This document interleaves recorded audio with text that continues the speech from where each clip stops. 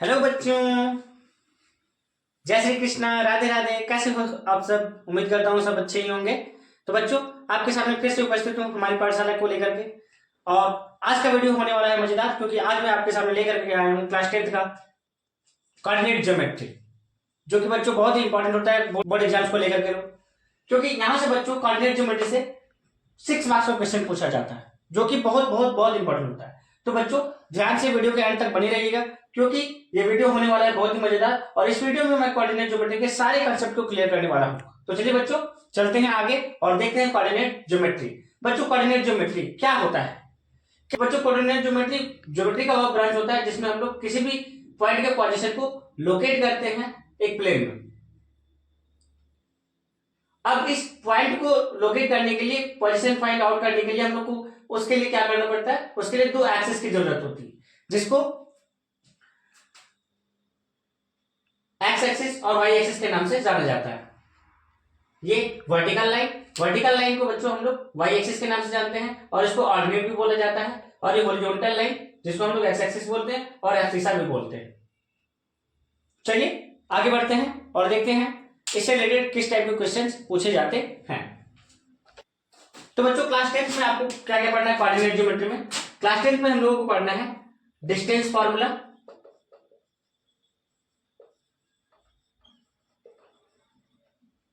Next section formula, and the last thing is area of triangle.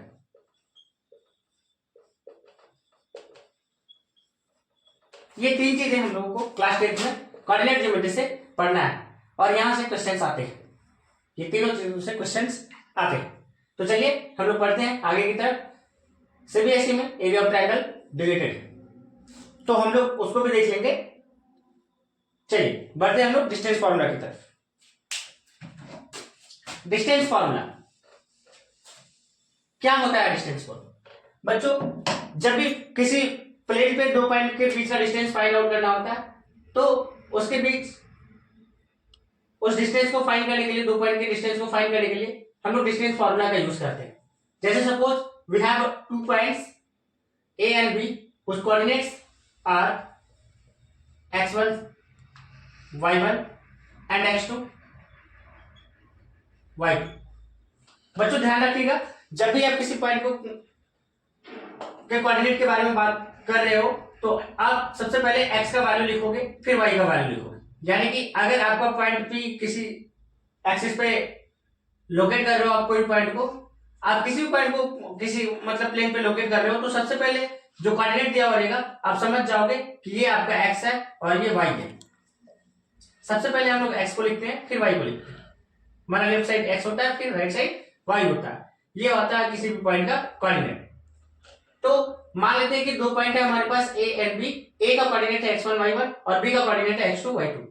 तो इन दोनों के बीच का डिस्टेंस हम लोग कैसे फाइंड करेंगे? तो यहाँ पे हम लोग डिस्टेंस फार्मूला का यूज करेंगे। और डिस्टेंस फार्मूला की मैं बात करूं तो डिस्टेंस फार्मूला होता है ये दो पॉइंट के बीच का डिस्टेंस हम लोग निकाल सकते हैं। Distance between a and b is equal to under root x2 minus x1 का whole square plus y2 minus y1 का होल स्क्वायर। ये कोई भी दो पॉइंट के बीच का डिस्टेंस बच्चों आप इस फॉर्मूला से निकाल सकते हो। चलिए इस पे हम लोग कुछ क्वेश्चंस करेंगे। जैसे मैं क्वेश्चन लेता हूं, एक क्वेश्चन है, आप भी नोट करोगे क्वेश्चन कैसे सॉल्व करने हैं। Find the distance between the points. Question note करोगे, find the distance between the points P coordinates -4, 7 and Q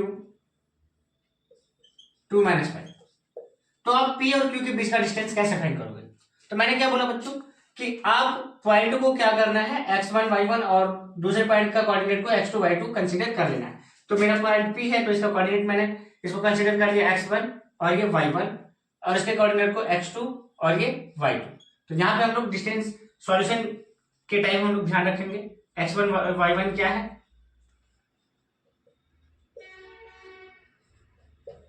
जरूरी नहीं है कि इसी को x1 y1 माने, इसको भी x1 y1 मान सकते हैं।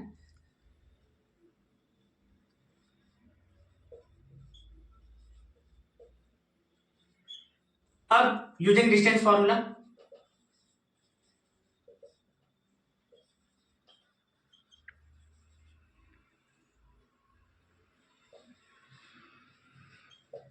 Distance between P Q is equal to under root, formula आप बैठाओगे डायरेक्ट x2 माइनस x1 का whole square plus y2 minus y1 का होल स्क्वायर। तो x2 का वैल्यू बच्चों 2 माइनस इंटू माइनस प्लस 4 का whole square plus y2 minus 5 minus 7 का whole square, ये आपका आ जाएगा 2 प्लस 4 का whole square that is 2 plus 4 6 का square plus minus 5 minus 7 that is minus 12 का स्क्वायर।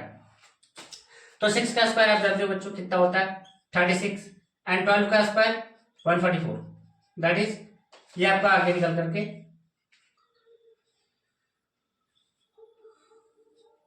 180। आप इतना रह सकते हो या आप इसको और भी ब्रेक करके आंसर ला सकते हो।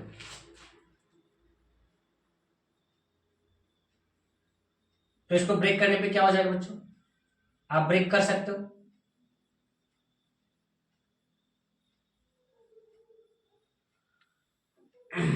अगर इसको तोड़ोगे तो ये आ जाएगा आपका 180 को ब्रेक कर लो, आप ऐसे ब्रेक कर सकते हो 92 जा, फिर 45, फिर 15, फिर 5 दैट इज इसका पेयर लग गया तो आप ये बाहर निकाल सकते हो 3 into 2 root 5 that is 6 root 5, 6 root 5 unit इसका आंसर। तो इस तरह से हम लोग कोऑर्डिनेट ज्योमेट्री का यूज करके डिस्टेंस फार्मूला फाइंड करेंगे, कोई भी दो पॉइंट का बीच का डिस्टेंस हम लोग फाइंड करेंगे। ध्यान रखिएगा बच्चों x2 माइनस x1 किसी भी दो पॉइंट के बीच का डिस्टेंस कोऑर्डिनेट ज्योमेट्री में किसी भी दो पॉइंट के बीच का डिस्टेंस हम लोग फाइंड करेंगे कैसे, under root x2 minus x1 का whole square plus y2 minus y1 का होल स्क्वायर, जहां पे x2 x1 y2 y1 ये आपके कोऑर्डिनेट्स हैं दो पॉइंट्स के, पॉइंट ए का coordinate x1 y1, point B का कोऑर्डिनेट x2 y2। तो यहां से हम लोग डिस्टेंस फार्मूला यूज करके डिस्टेंस फाइंड कर सकते हैं। एक और क्वेश्चन बच्चों, अगला क्वेश्चन बच्चों, if the point A k minus 1 2 is equidistant from the points B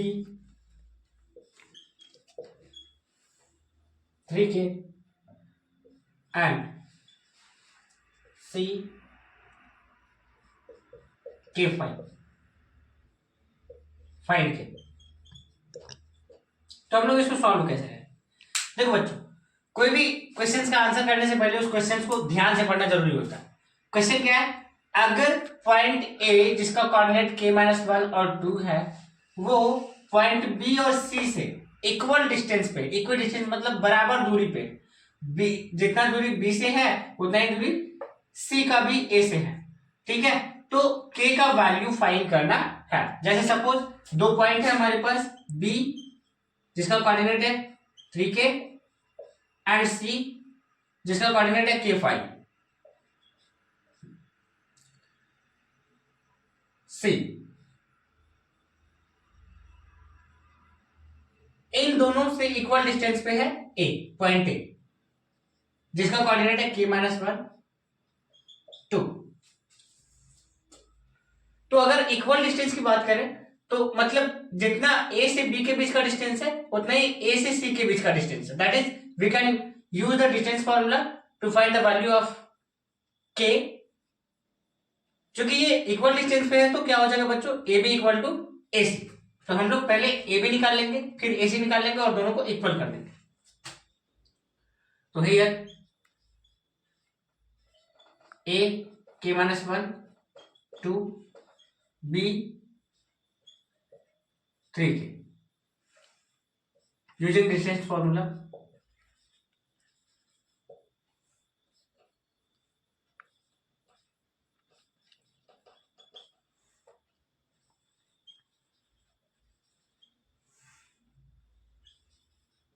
distance between A B is equal under root x2 minus x1 का whole square plus y2 minus y1 का whole square. अगर मैं बात करूं फिर से x2 और x1 y2 y1 किसको कंसीडर करेंगे, तो इसको x1 y1 आप कंसीडर कर लो, इसको x2 और इसको y2 कंसीडर करो। चलिए अब बस वैल्यू को पुट कर देना है और आपका आंसर झट से आ गया। किसी को भी x2 माइनस x1 हम लोग कर सकते हैं, जरूरी नहीं है कि इसी को करना है, आप किसी को भी कर सकते हो। इसको भी आप कर सकते हो x1, इसको x2 कर लो, इसको y1, इसको y2 कर लो। चलिए जरूरी नहीं है कि मतलब हम इसको कंसीडर करेंगे तो एक ही पॉइंट हो जाएगा x1 y1, नहीं, आप किसी को भी x1 x2 y1 y2 consider कर सकते हो। बस साइन का ध्यान रखना है, साइन में मिस नहीं होना चाहिए। तो x2 कितना हो गया k माइनस 1 माइनस फॉर्मूला में माइनस और x1 का वैल्यू 3 तो 3 का होल स्क्वायर प्लस y2 आपका 2 और y1 का वैल्यू k तो माइनस k का होल स्क्वायर। अब देखिए k माइनस 1 माइनस 3 कितना हो जाएगा -4, दैट इज ये हो गया आपका अंडर रूट k माइनस 4 का whole square plus 2 minus k का होल स्क्वायर। ये निकल गया। अब हम लोग AC का भी डिस्टेंस फाइंड कर लेंगे। AC का डिस्टेंस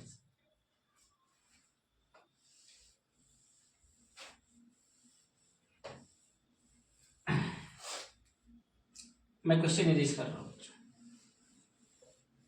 ये कट करना पड़ेगा ना।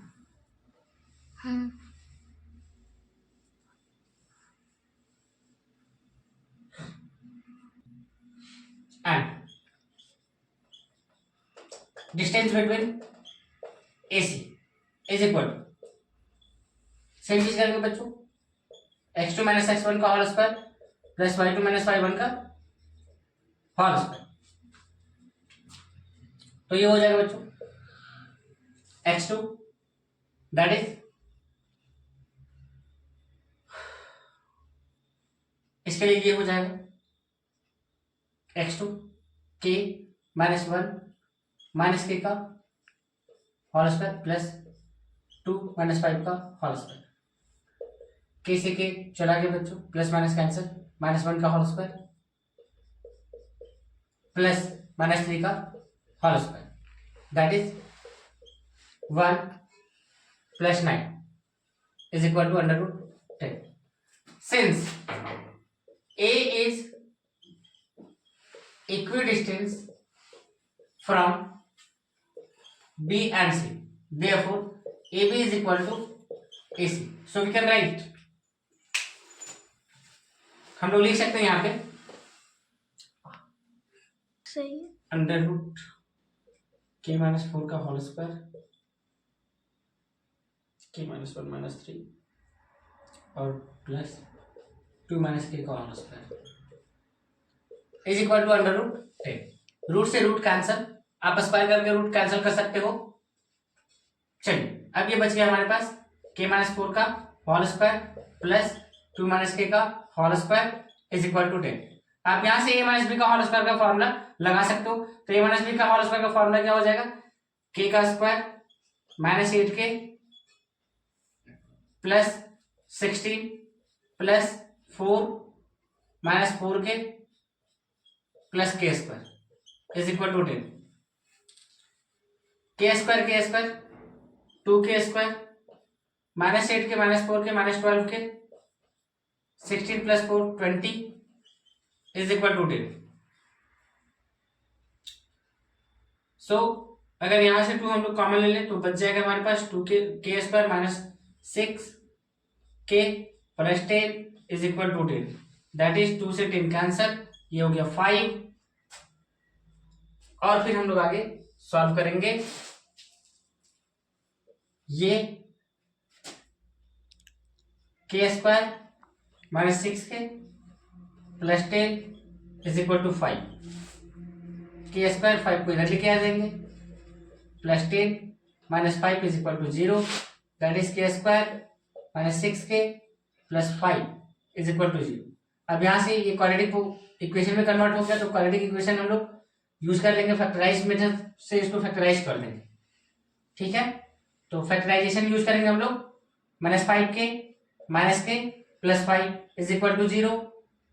यहाँ से कोई कॉमन लेंगे तो k माइनस 5, यहाँ से 1 कॉमन लेंगे तो k minus 5 is equal to 0। k minus 5 is equal to 0 and k minus 1 is equal to 0। k is equal to 5, k is equal to 1। तो k का वैल्यू 5 और 1 दोनों हो सकता है। आंसर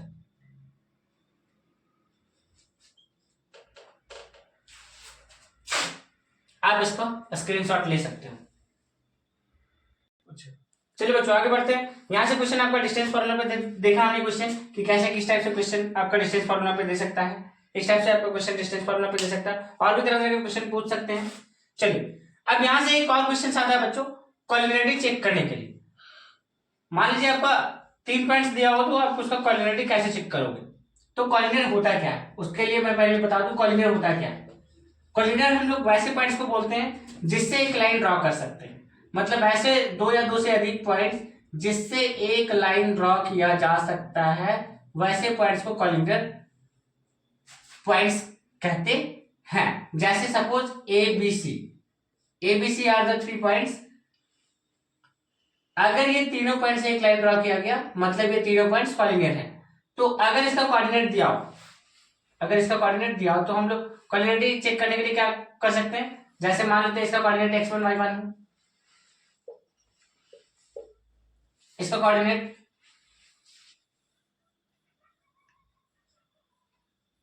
समथिंग हो, या 3 पॉइंट का कोऑर्डिनेट दिया हुआ, तो हम लोग डिस्टेंस फॉर्मूला यूज करके ही x2 y2 और इसका कोऑर्डिनेट भी समथिंग मान लेते हैं x3 y3, तो डिस्टेंस फॉर्मूला करके ही हम लोग यहां से coordinate to check collinearity we can use the formula AB plus BC is equal to AC. If AB plus BC is equal to AC, then points A, B and C are collinear. ध्यान रखिएगा बच्चों, अगर आपका 3 points दिया हो, तो हम लोग बारी बारी से तीनों का डिस्टेंस फॉर्मूला यूज करके AB, BC और AC कैलकुलेट कर लेंगे, और AB और BC को जोड़ने पर अगर AC के बराबर आ जाएगा तो वो तीनों पॉइंट कोलिनियर होगा। इतनी बात को आप नोट कर लीजिए, ये आप नोट कर सकते हैं, बहुत इंपॉर्टेंट है, कोलिनियर चेक करने के लिए आता है। सेक्शन फार्मूला की तरफ, सेक्शन फार्मूला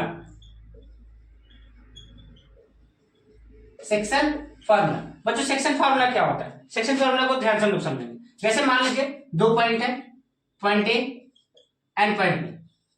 पॉइंट ए का कोऑर्डिनेट है x1 y1 and point B का कोऑर्डिनेट है x2 y2। सपोज इस ए बी पे एक पॉइंट है P जिसका कोऑर्डिनेट है xy, तो ये P इस लाइन सेगमेंट को किस रेशियो में डिवाइड करेगा, जिस रेशियो में डिवाइड करेगा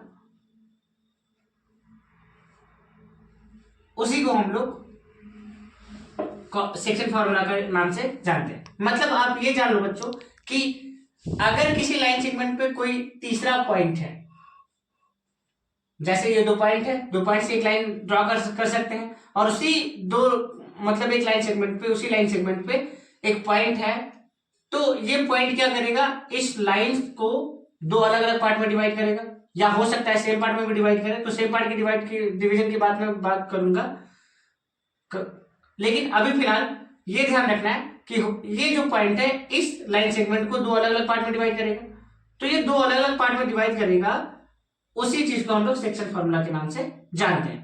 अब यहाँ पे बात करेंगे कि अगर ये दो अलग अलग पार्ट में डिवाइड करेगा तो उसका रेशियो क्या होगा या उसका कोऑर्डिनेट क्या होगा, उस पॉइंट का कोऑर्डिनेट क्या होगा, तो इसको हम लोग कैसे फाइंड कर सकते हैं। तो बच्चों ध्यान रखना कि यहां से यहां तक का रेशियो हम लोग कुछ कंसीडर कर लेंगे। जैसे मान लेते हैं यहां से यहां तक का रेशियो m1 है और यहां से यहां तक का रेशियो m2 है।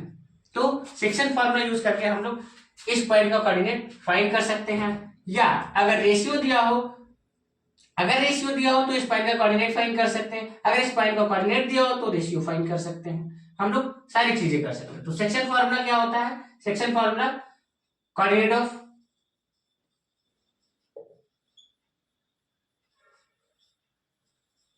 पी एक्स वाई, तो x का कोऑर्डिनेट हो जाएगा यहाँ पे m1 x2 plus m2 x1 by में m1 प्लस m2, और y का कोऑर्डिनेट हो जाएगा m1 y2 plus m2 y1 by में m1 प्लस m2। ये आपका सेक्शन फॉर्मूला, ठीक है।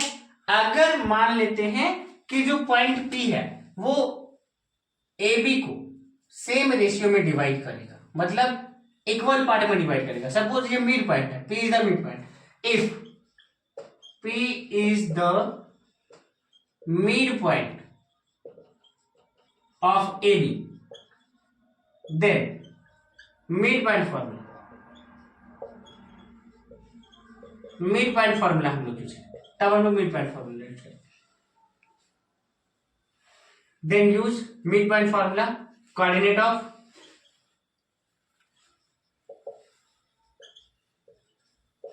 Pxy, x is equal to x1 plus x2 by 2 और y is equal to y1 plus y2 by 2।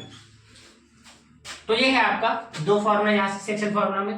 एक x का कोऑर्डिनेट जब वो अलग, मतलब कोई पॉइंट किसी लाइन सेगमेंट को अलग अलग रेशियो में डिवाइड करेगा तब हम लोग ये फॉर्मूला लगाएंगे, और जब सेम रेशियो में दैट इज पॉइंट किसी लाइन सेगमेंट का मिड पॉइंट हो तब हम लोग मिड पॉइंट फॉर्मूला का यूज करेंगे।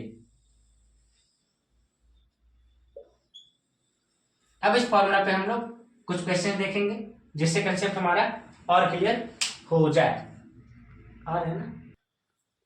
तो बच्चों पे से आपके सामने question, find the coordinates of the point which divides the line segment joining the points A coordinate 4-3 and B of coordinate 9-7 in the ratio 3:2। तो आपको क्या करना है, यहाँ पे क्वेश्चन क्या बोल रहा है कि उस पॉइंट का कोऑर्डिनेट फाइंड कीजिए जो लाइन सेगमेंट ए बी को 3:2 में डिवाइड कर रहा है।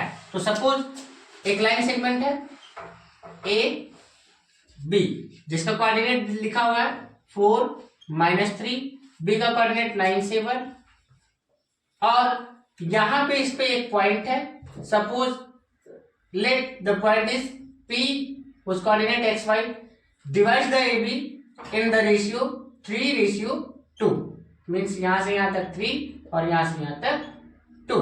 तो मैंने क्या बोला था बच्चों, जब भी इस टाइप का क्वेश्चन आए तो हम लोग कैसे सॉल्व करेंगे, सेक्शन फार्मूला से, with the help of section formula. तो सेक्शन फार्मूला कैसे लगाएंगे बच्चों, देखिए पहले पॉइंट नहीं दिया हो तो पहले हम लोग क्या पॉइंट मान लिए, पॉइंट पी मान लिए। Let P is the point that divides the A B in the ratio 3:2, जिसका कोऑर्डिनेट है x Y.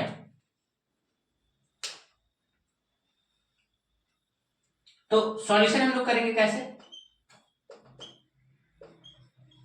Here A 4-3, B 9-7, let P is the point that divides the line segment AB in the ratio 3:2। तो 3:2 that is ये हो गया आपका m1 m2, m1 = 3 m2 equal to 2।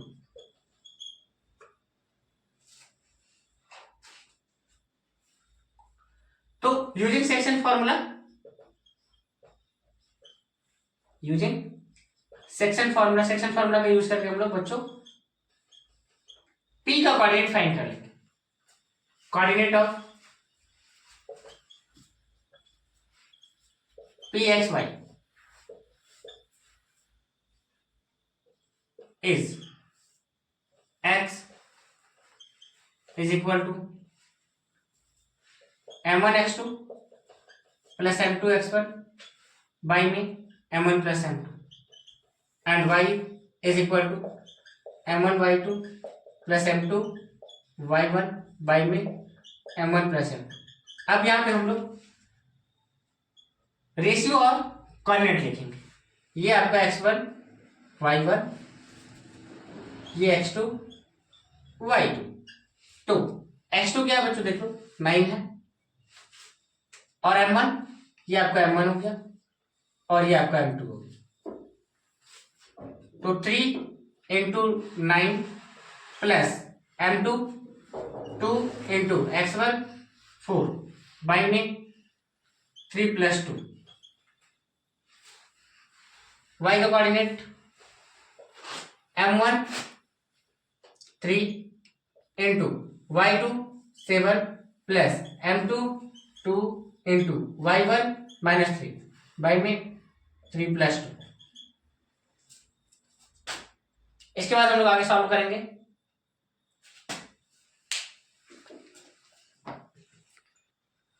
तो x is equal to हमारा निकल के सामने आ जाएगा 27 प्लस 8 बाई में 5 और y इज इक्वल टू 21 माइनस 6 बाई में 5, दैट इज 35 बाई 5 एंड इधर आ जाएगा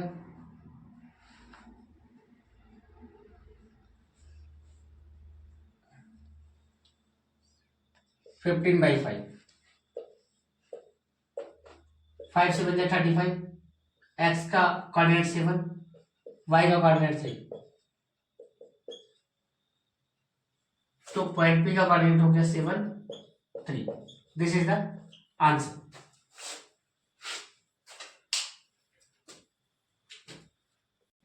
अगला क्वेश्चन देखेंगे बच्चों।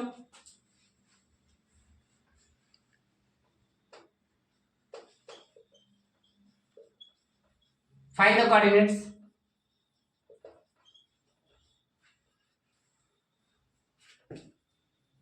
of the points of trisection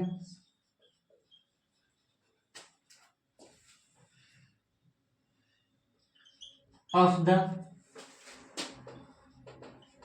line segment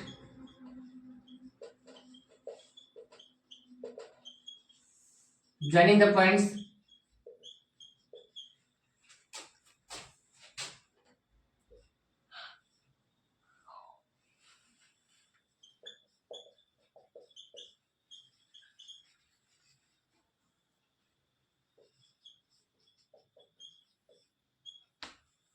A minus 5 6 and B 4 minus 3। उन पॉइंट्स का कोऑर्डिनेट्स फाइंड करना है जो लाइन सेगमेंट ए बी को ट्राइसेक्ट कर रहा है, 3 इक्वल पार्ट्स में डिवाइड कर रहा है। तो हम लोग इसके कोऑर्डिनेट्स को कैसे फाइंड करेंगे। सपोज ये रहा आपका ए बी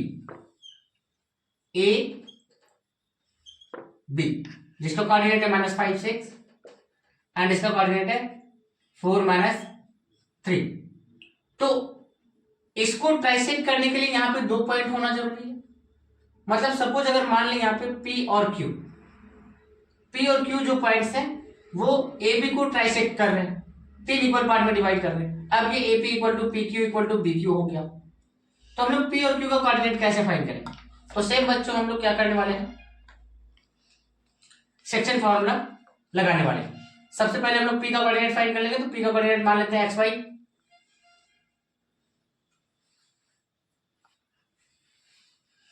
और चूंकि ये ट्राइसेक्ट कर रहा है PQ और दोनों AB को ट्राइसेक्ट कर रहा है, तो हम लोग क्या करेंगे, पूरा का पूरा ये 3 पार्ट में हो गया, 3 यूनिट में हो गया, यहां से यहां तक 1, दैट इज P के लिए ये M1 हो गया और M2 2 हो गया। अब यहां से हम लोग रेशियो मालूम हो गया तो P का कोऑर्डिनेट फाइंड कर सकते हैं फिर से सेक्शन फॉर्मूला यूज करके। Coordinate of PXY, coordinate of PXY, x is equal to M1y2 M1x2 sorry M1x2 plus M2x1 by में M1 plus M2 and y is equal to M1y2 plus M2y1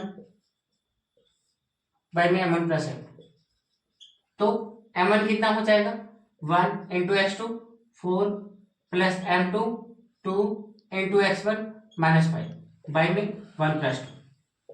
y is equal to कितना हो जाएगा M1 1 y2 minus 3 plus M2 2 into y2 6 y1 6 by में 1 plus 2 that is 2 plus into minus 10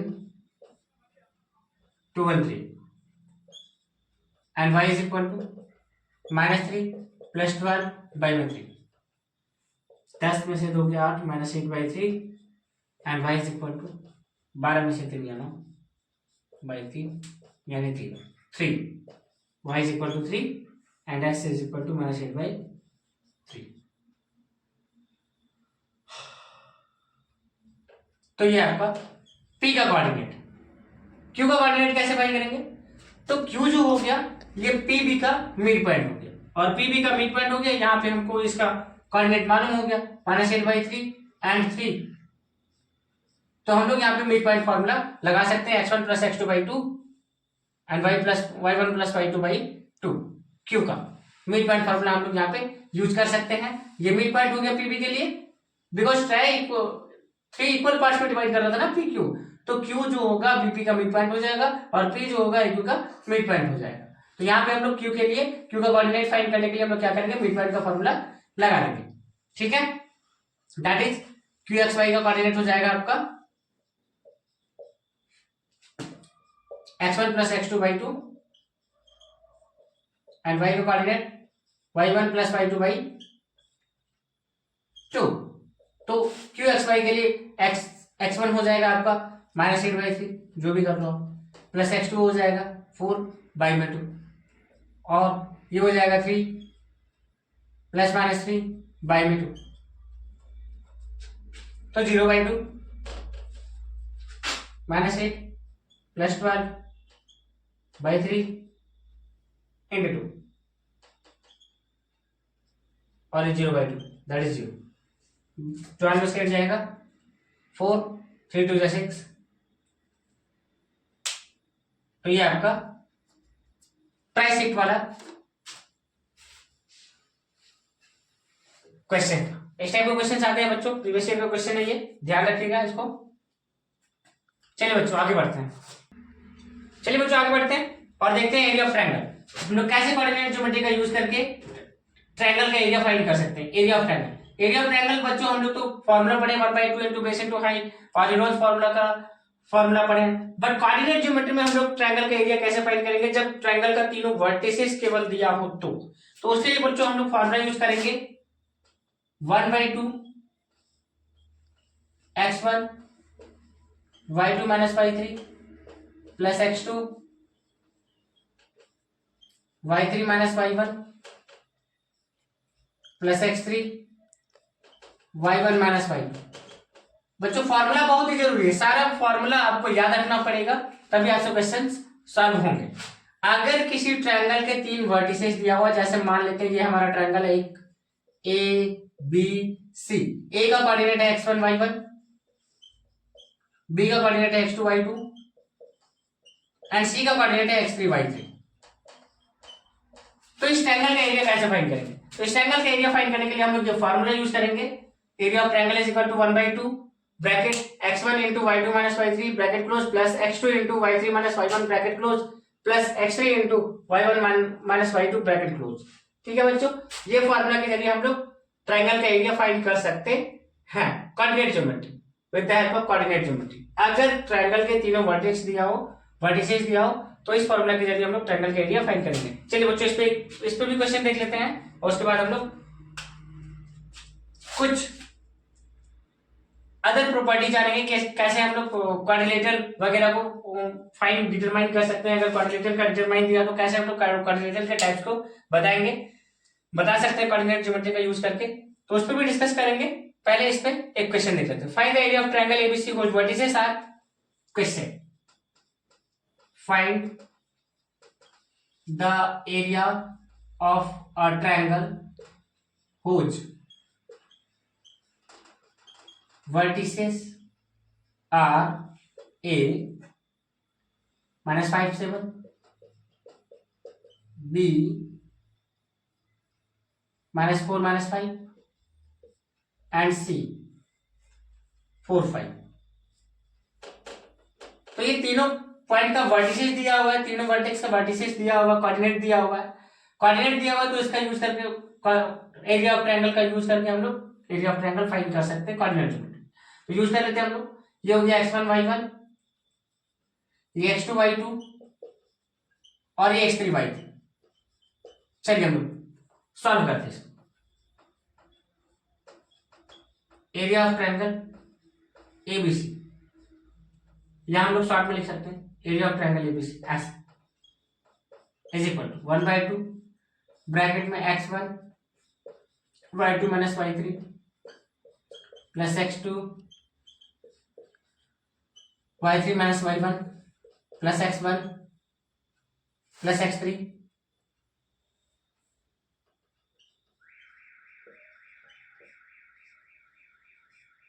y1 - y2। चलिए बच्चों इस पे केवल आपको वैल्यू पुट करना है। x1 कितना है तो x1 -5 इंटू y2 कितना तो -5, y3 कितना तो 5 तो -5 हो जाएगा यहाँ पे, प्लस x2 कितना तो -4 तो प्लस इंटू -4, y3 कितना 5, y1 कितना -7 प्लस x3 तो 4, y1 7, y2 -5 तो minus into minus plus 5। Solve करते -5 -10 तो इंटू -10, -4 7 में से 5 जाएगा -2 तो इंटू -2, प्लस 4 7 और 5 12 इंटू 12, 10 5 जा 50, 4 2 जा 8, 12 4 जा 48 इज इक्वल टू 1/2। ऐड करेंगे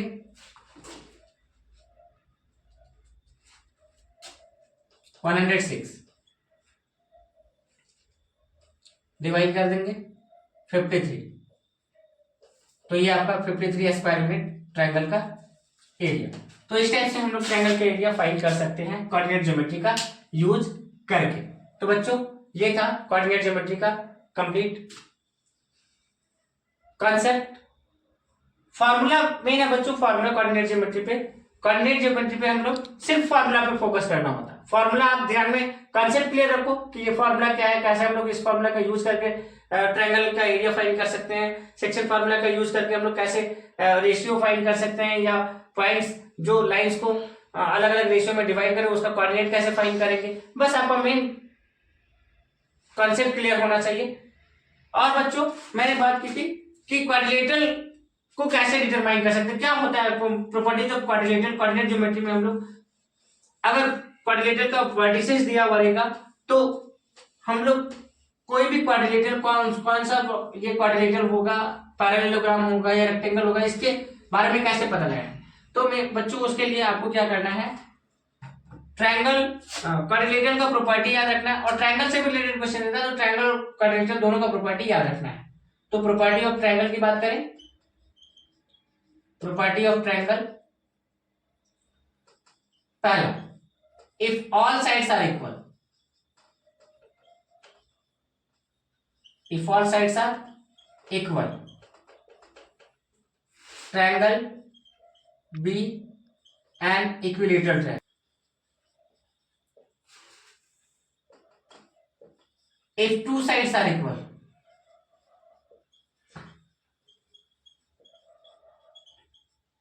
then the triangle be isosceles.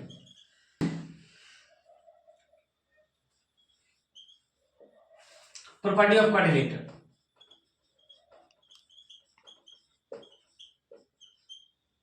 First, if all sides are equal,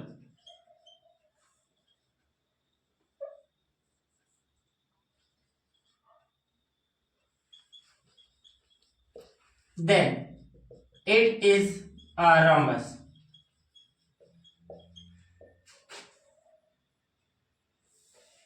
Here diagonals are not equal.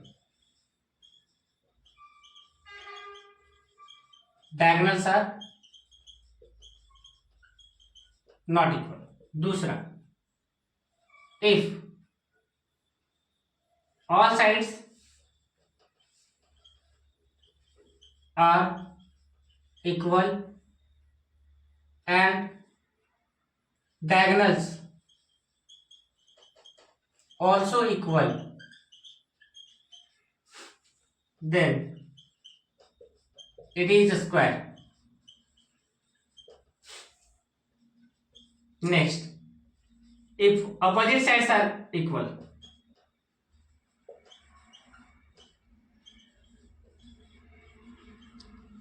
then it is parallelogram.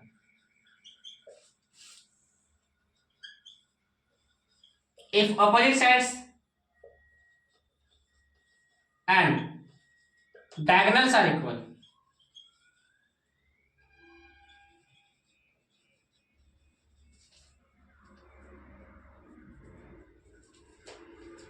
it is rectangle. It is a rectangle.